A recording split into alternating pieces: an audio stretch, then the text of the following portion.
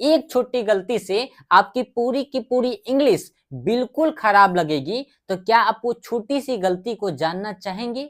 आपको पता है कि अगर आपको पास्ट टेंस बिल्कुल भी नहीं आता है तो आपकी जो इंग्लिश है ना वो बिल्कुल अजीब लगेगी और लोग आपकी इंग्लिश को सुनने के बाद आपका मजाक उड़ाएंगे। और जब आपका मजाक उड़ेगा ना तो आपको क्या होगा, आपका कॉन्फिडेंस जो है वो बिल्कुल लो हो जाएगा, जिस कारण से आप जो भी इंग्लिश बोलना शुरू कर रहे थे अब इस डर के कारण, इस मजाक के कारण आप वो भी बोलना बंद कर देंगे। तो सबसे ज्यादा जो लोग गलती करते हैं, लगभग 90% लोग जो है इंग्लिश सीखने के दौरान सबसे ज्यादा जो बड़ी गलती करते हैं ना वो क्या होता है, वो गलती होता है पास्ट टेंस में, क्योंकि पास्ट टेंस में बड़ा ही झोल होता है। ये झोल जो है आज की इस वीडियो में मैं आपको बिल्कुल बारीकी तरीके से सिखा देने वाला हूँ, जिससे क्या है कि आप चाह के भी इस ट्रिक को नहीं भूल पाएंगे। आज मैं आपको 2 से 3 ट्रिक बताऊंगा, जिससे क्या है कि आसान से आसान भाषा में सभी लोग इस वीडियो को सीख जाएंगे। देखिए ये वीडियो सभी लोगों के लिए है, जो लोग अपना कॉम्पिटिटिव एग्जाम का तैयारी करते हैं, बोर्ड एग्जाम का तैयारी करते हैं, या अपनी इंटरव्यू की तैयारी कर रहे हैं, या अंग्रेजी बोलना चाहते हैं। ये सभी लोगों के लिए ऑल इन वन वीडियो होगी पास्ट टेंस के ऊपर में। अब होता क्या है कि जैसे आपने यहाँ पे लिखा क्या, पास्ट टेंस, क्या लिखा, पास्ट टेंस। अब ये पास्ट टेंस में जो है सबसे ज्यादा लोग गलती करते हैं। अब गलती कैसे करते हैं सो मैं आपको बताता हूं। देखिए एक तो होता क्या है कि पास्ट टेंस का जैसे ही नाम लिया जाए तो लोग जो है बिल्कुल परेशान हो जाते हैं, डर जाते हैं कि भाई पास्ट टेंस तो बहुत ही भारी चीज है। अरे भाई बिल्कुल भी भारी चीज नहीं है, सिर्फ इसमें आपको 4 चीजों के ऊपर ध्यान देना है। 4 चीजें क्या है, सबसे पहले क्या आता है, एक आता है सब्जेक्ट। सब्जेक्ट के बाद आपको किस पे ध्यान देना है, आपको देना है वर्ब के ऊपर ध्यान। वर्ब के बाद एक और पार्ट आता है जिसका नाम होता है हेल्पिंग वर्ब, और प्लस लास्ट में आपको इसमें टाइम के ऊपर ध्यान देना है। अगर ये 4 बातें आपको याद रह गई ना तो समझिए कि 50% गेम तो आपने यहाँ पे ऐसे ही जीत लिया। सिर्फ आपको पास्ट टेंस पे कमांड करने के लिए किन चीजों पे ध्यान देनी है, 4 चीजों पे। 4 चीज क्या है, एस इक्वल टू सब्जेक्ट होता है, V equal to main verb होता है, एच भी मतलब हेल्पिंग वर्ब होता है, और टाइम का मतलब तो टाइम होता है, जिससे हम लोग क्या है कि पास्ट को डिनोट करते हैं। जैसे 1 साल पहले, 2 साल पहले, कल जो बीता हुआ कल है, परसों जो बीता हुआ परसों है, ठीक है। तो जो भी पास्ट का जो टाइम होता है वो सब क्या होता है, वो टाइम को डिनोट करता है, कब, पास्ट टेंस में, ठीक है।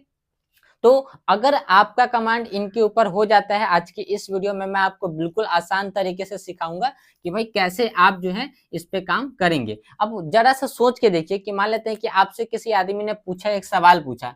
क्या सवाल पूछा कि भाई कल आप कहाँ गए थे, कल आप कहाँ गए थे। अब कोई भी आदमी जो अंग्रेजी सीख रहा है ना वो गलती क्या करेगा मैं बताता हूं।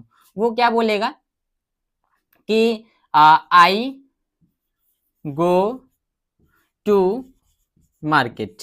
लगभग लोग यही सेंटेंस बोलेंगे, और ये सेंटेंस क्या है, बिल्कुल ही गलत है। ये सेंटेंस बिल्कुल ही गलत है। अब ये गलत सेंटेंस कैसे है ये आपको ध्यान देना है, क्योंकि पास्ट टेंस जो होता है ना, इस पास्ट टेंस में हमेशा आपको याद रखना है कि पास्ट टेंस में जैसे यहाँ पे आपने वर्ब लिखा, क्या लिखा, वर्ब। अब वर्ब के कितने फॉर्म होते हैं, तो वर्ब के 5 फॉर्म होते हैं, V1, V2, V3, V4 और V5। अब ये पांचों फॉर्म में ये जो पास्ट टेंस है ना, ये पास्ट टेंस कौन सा फॉर्म लेता है, ये लेता है V2 का। यानी कि हमेशा याद रखिएगा कि पास्ट टेंस में वर्ब का सेकंड फॉर्म लगता है, यानी कि पास्ट टेंस में वर्ब का सेकंड फॉर्म मतलब V2 लगता है। तो आपने यहाँ पे सेंटेंस जो बोला, आपने यहाँ पे जो सेंटेंस बोला, क्या बोला था, आपने बोला कि कल आप कहाँ गए थे। आपसे किसी ने सवाल पूछा, तो जाना की अंग्रेजी क्या होती है, जाना की अंग्रेजी होती है गो। एक सेकंड में इसको ऊपर वाले को अब थोड़ा सा मिटा देता हूँ, ठीक है, और आपको यहाँ पे मैं लिख के बिल्कुल बता देता हूँ। जैसे जाना की अंग्रेजी क्या हो गई, गो, और गो का सेकंड फॉर्म क्या होता है, वेंट। थर्ड फॉर्म क्या होता है, गॉन। फोर्थ फॉर्म क्या होता है, गोइंग। और फिफ्थ फॉर्म क्या होता है, गोज।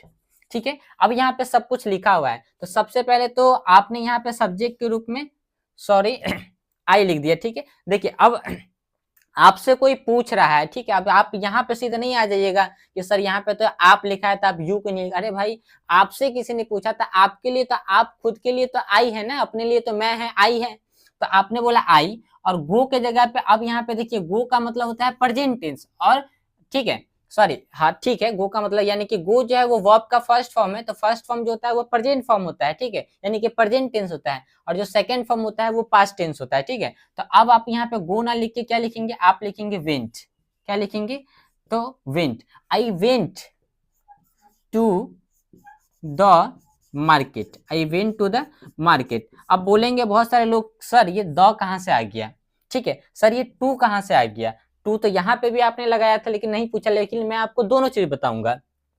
ये इसलिए आया, सबसे पहले तो यहाँ पे समझिए कि आई वेंट, मैं गया था, मैं कहाँ गया था, तो कल मैं मार्केट गया था, ठीक है। और यहाँ पे एक सेकेंड, जैसे आपको यहाँ पे कल का जो अंग्रेजी है वो आपको लिखना होगा यस्टरडे, ठीक है, यस्टरडे, यस्टरडे, ठीक है, बीते हुए कल को क्या बोलते हैं, यस्टरडे बोलते थे। I went to the market yesterday, मैं कल मार्केट गया था। अब मैं आपको ये भी बताता हूँ कि भाई यहाँ पे टू और द कैसे है। तो यहाँ पे देखिएगा मार्केट जो है ना ये एक कॉमन नाउन है, ये क्या है, कॉमन नाउन और सिंगुलर सब्जेक्ट है। तो कॉमन नाउन कभी भी नहीं आता है अकेले, वो जब भी आता है तो अपने साथ में आर्टिकल लेके आता है। आर्टिकल किसको बोलते हैं, ए को बोलते हैं, एन को बोलते हैं और द को बोलते हैं आर्टिकल, ठीक है। एक सेकंड कैमरा चेक करते हैं, कैमरा चालू है। ए एन द को क्या बोलते हैं, आर्टिकल बोलते हैं। तो यहाँ पे मार्केट है तो हमने यहाँ पे क्या लिख दिया, द लिख दिया। अब यहाँ पे आप बोलेंगे कि सर टू क्यों आया, तो टू इसलिए आता है कि जब भी आप कहीं पे भी जाते हैं तो उस डेस्टिनेशन के लिए, देखिए जब भी कहीं पे भी आप जाएंगे ना, तो जाने के क्रम में जब आपको पता होता है कि आप कहाँ जाने वाले हैं, तो आपको पता है कि आपका डेस्टिनेशन कहाँ है भाई, आपका डेस्टिनेशन क्या है, आपका डेस्टिनेशन है मार्केट। तो आपको तो पता है कि मुझे मार्केट जाना है, तो आपने इस मार्केट के लिए यहाँ पे क्या लगाया, वेंट के साथ में टू लगाया, यानी कि I went to the market. तो यहाँ पे टू आपने क्यों लगाया, इस डेस्टिनेशन के लिए लगाया। आपने बोला कि मैं दिल्ली गया था, तो I went to the Delhi. आपने बोला कि मैं पटना गया था, I went to the Patna, मैं कल पटना गया था, I went to the Patna yesterday. आपने इस तरीके से सेंटेंसेस को बनाना शुरू कर दिया, ठीक है। तो अब यहाँ पे आपने ये समझा कि भाई सबसे पहले पास्ट टेंस को समझने के लिए आपको क्या करना है, आपको सबसे पहले ये ध्यान देना है कि पास्ट टेंस में हमेशा वर्ब का सेकंड फॉर्म लगता है। तो आपने सेकंड फॉर्म लगाया, हमने स्ट्रक्चर क्या लिखा था, सब्जेक्ट, वर्ब, हेल्पिंग वर्ब और यहाँ पे लास्ट में आता है टाइम। तो ये चार चीजें आपको कमांड करना है। देखिए यहाँ पे अभी तो इसमें हेल्पिंग वर्ब नहीं आएगा, क्यों, क्योंकि प्रेजेंट पास्ट टेंस जो होता है और प्रेजेंट टेंस जो होता है, इसमें जब आप पॉजिटिव सेंटेंस बनाते हैं तो वहां पे क्या है कि आपको जो हेल्पिंग वर्ब है वो हाइड हो जाता है, ये जो छुपा हुआ रहता है, ठीक है। लेकिन इसी सेंटेंस को अगर मैं निगेटिव करूंगा तो देखिए अब क्या मजा आएगा, ठीक है। देखिए अब मैंने इसी सेंटेंस को निगेटिव में बनाया, एक सेकेंड, निगेटिव में अब इसी को बना देते हैं यहाँ पे, चलिए दिखाइए अगर आपको देगा। तो पहले हम हिंदी मिटा देते हैं, ठीक है, ऊपर से यहाँ पे हमने हिंदी मिटा दिया, हिंदी हमने मिटा दिया, ठीक। ये वाला सेंटेंस गलत है, ये वाला सही है। अब आपने बोला कि मैं कल मार्केट नहीं गया था, ठीक है। तो आपने बोला I did not go to the market, sorry market yesterday, yesterday, ठीक है। आई होप कि स्क्रीन में आ रहा होगा, I did not go to the market yesterday. अब आप बोलेंगे सर यहाँ पे फर्स्ट फॉर्म कैसे आ गया, यही तो समझना है कि जो पास्ट फॉर्म होता है ना, यानी कि सेकंड फॉर्म जो होता है, यानी कि जिसको पास्ट टेंस बोलते हैं, तो पास्ट टेंस में पॉजिटिव सेंटेंस में, पॉजिटिव सेंटेंस मतलब हाँ वाले सेंटेंस में जिसमें निगेटिव कोई बात नहीं किया गया हो, तो उसमें वर्ब का सेकंड फॉर्म लगाते हैं मेन वर्ब का। लेकिन जैसे ही आप उस सेंटेंस को क्वेश्चन फॉर्म में बना देते हैं या निगेटिव सेंटेंस में बना देते हैं, तो वहां पे क्या होता है कि हेल्पिंग वर्ब बाहर निकल के आता है। तो देखिए हेल्पिंग वर्ब भी जो है ना वो तीन प्रकार के यहाँ पे आ जाएंगे सेकंड फॉर्म में, थर्ड फॉर्म में फर्स्ट। जैसे डू आपका V1 हो गया, डिड आपका क्या हो गया, ये आपका V2 हो जाता है, और डन जो है वो आपका V3 हो जाता है, और डूइंग आपका V4 और डज आपका V5 हो जाता है। तो यहाँ पे देखिए ये डिड ऑलरेडी आ गया, तो आपने बोला आई डिड नॉट, ठीक है, और यहाँ पे तो आपने आई डिड, तो यहाँ पे देखिए ऑलरेडी ये V2 आ गया हुआ है, ठीक है। तो आई डिड नॉट, अब देखिए एक ही सेंटेंस में दो दो तो भाई V2 नहीं ना रह सकते हैं, तो इसलिए अब आपने यहाँ पे क्या लगाया, ये आपने V1 लगाया इसीलिए, ठीक है। तो पॉजिटिव सेंटेंस में जब आपका हेल्पिंग वर्ब बाहर आके निकल के आ जाता है तो आप जो है इसको आप इसको हेल्पिंग वर्ब बोल लीजिए या मेन वर्ब बोलिए, ऐसे भी ये सेकेंड फॉर्म ही यूज किया जा रहा है, ठीक है। तो ये V2 ही कहलाएगा, ठीक है। तो I did not go to the market, क्योंकि जो मेन वर्ब होता है ना जैसे, ठीक है, वो आपका फर्स्ट फॉर्म बन जाता है किसमें, निगेटिव सेंटेंस में या इंट्रोगेटिव सेंटेंस में। तो हमने यहाँ पे 2-4 बातें सीखी कि भाई पास्ट टेंस में सबसे पहले आपको ध्यान किस पे देना है कि इसमें हमेशा सेकंड फॉर्म का यूज होगा, कौन से में, आपका पॉजिटिव सेंटेंस में। लेकिन वही सेंटेंस अगर आपका निगेटिव हो जाएगा या इंट्रोगेटिव हो जाएगा तो उस कंडीशन में आपको मेन वर्ब के रूप में फर्स्ट फॉर्म लगाना है और हेल्पिंग वर्ब के रूप में आपको डिड को लगाना है, ठीक है, ये डिड वाला लगाना है।